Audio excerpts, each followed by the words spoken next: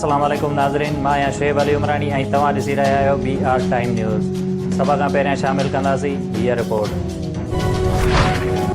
क़ौमी असेंबलीअ में गुज़िरियल ॾींहुं हंगामे खां पोइ PTI जे 3 मेंबर्स समेत 7 मेंबरनि जी ऐवान में दाख़िला ते पाबंदी लागू।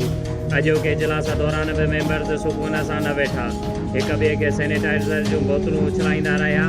हिक मेंबर जे ज़ख़्मी थियण बैदि स्पीकर इजलास सुभाणे ताईं मुलतवी करे छॾियो। 3 ॾींहं गुज़रण बावजूदि अपोज़िशन लीडर शहबाज़ शरीफ़ जी तक़रीर मुकमल न थी सघी। शहबाज़ शरीफ़ चयो त सुभाणे वज़ीर आज़म जे ऐवान दौरान कुझु थियो त पोइ मयार न ॾिजो। मुखालिफ़ धुर 7 मेंबर्स खे पाबंदी लॻाइण वारो स्पीकर जो फ़ैसिलो रद्द करे छॾियो। असद कैसर ख़िलाफ़ बेतमादी रिथ आणण जो फ़ैसिलो।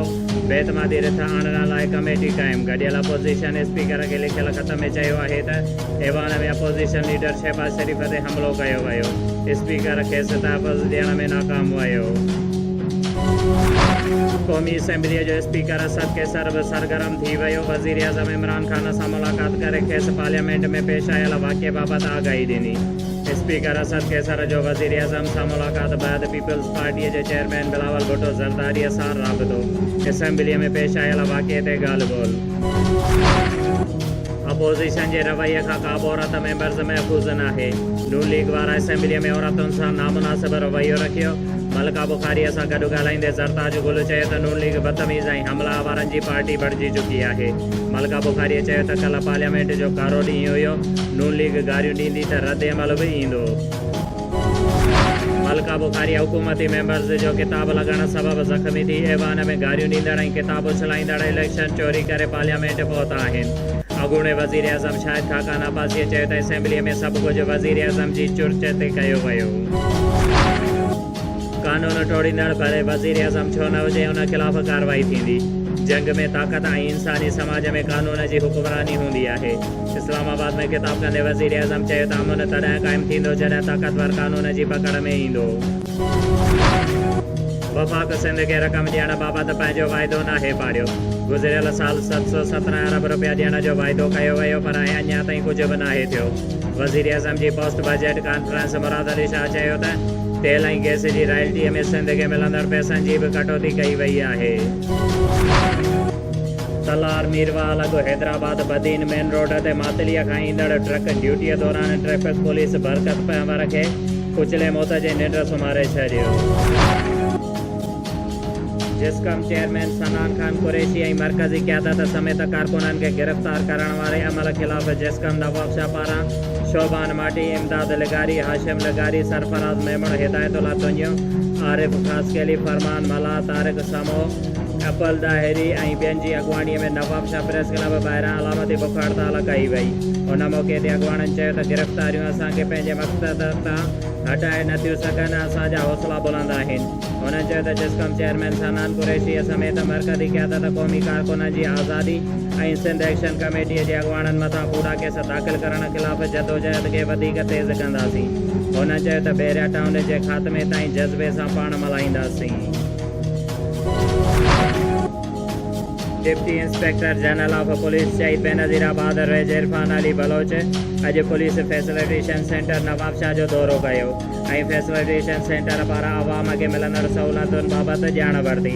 उन मौक़े ते फैसिलिटेशन सेंटर जे इंचार्ज पारां DIG खे आगाही ॾींदे ॿुधायो त हिन सेंटर ते किराएदारनि जी दाख़िला गुमशुदगी बाबति रिपोर्ट, गाॾियुनि जी तस्दीक, police character certificate, driving licence, police verification, औरतुनि ते थींदड़ तशदुद बाबति कानूनी रहनुमाई समेत ॿियूं सहूलियतूं फराहम कयूं पयूं वञनि। मोरो शहर जे दादू रोड हुज़ूरी पीर महला में दुकान ते वेठल 22 साला नौजवान गुल मोहम्मद वलद महराब सियाल ते 3 माण्हू मोटरसाइकिल सवार फायरिंग करे ॾिनी, जंहिं सबबि नौजवान सख़्त ज़ख़्मी थी पियो, जंहिंखे तहलका अस्पताल मोरो आंदो वियो। इतला मिलण ते संदसि मिट माइट शहरी वॾे अंग में तहलका अस्पताल मोरो पहुची विया, जिते ज़ख़्मीअ खे तिबी इमदाद ॾियण बैदि खेसि वधीक इलाज लाइ नवाब शाह मुंतक़िल कयो वियो, जेको रस्ते में ज़ख़्मनि जा सूर न सहंदे फ़ौत थी वियो। पोतीअ जो लाश तालका अस्पताल मोरो आंदो वियो जिते लाश पोस्टमार्टम बैदि वारसनि हवाले कयो वियो। इतला मिलण ते मोरो पुलिस जाइ वारदात ते पहुची मालूमात वरिती ऐं मक़तूल जे वारसनि खां पुछा गाछा कई। उन मौक़े ते मक़तूल जे चाचे अब्दुल्ला सियाल ॿुधायो त असांजो परवेज़ कलोड़ो, ज़फ़र कलोड़ो, इमाम बख़्श मक्सीअ वारनि सां पैसनि जी लेतीअ जो मामिलो हलंदड़ हुयो। मथे जवाबदारनि हमिलो करे मुंहिंजे भाइटे खे क़तल कयो आहे। मोरो पुलिस 4 मंशियात फरोश गिरफ़्तार करे खेनि चालान करे छॾियो। मोरो SHO मोहम्मद हनीफ़ मार शहर जे बांदी रोड ते मंशियात विकिरो कंदड़नि ख़िलाफ़ छापा हणंदे 4 मंशियात फरोशनि खे सोगो करे वरितो, जिन मथां मोरो थाणे ते केस दाख़िल कयो वियो आहे। उन सिलसिले में SHO ॿुधायो त मोरो शहर जे बांदी रोड ते मंशियात फरोशनि ख़िलाफ़ कार्रवायूं कयूं वयूं, जंहिंमें मुख़्तलिफ़ जायुनि ते छापा हणी मंशियात फरोश मोहम्मद असलम ज़रदारी, निसार ज़रदारी, माशूक ज़रदारी ऐं शाहबेग ज़रदारीअ खे गिरफ़्तार कयो वियो आहे। पेरिया रोड जे रहवासी जोड़े पारां मदद जी अपील कई आहे।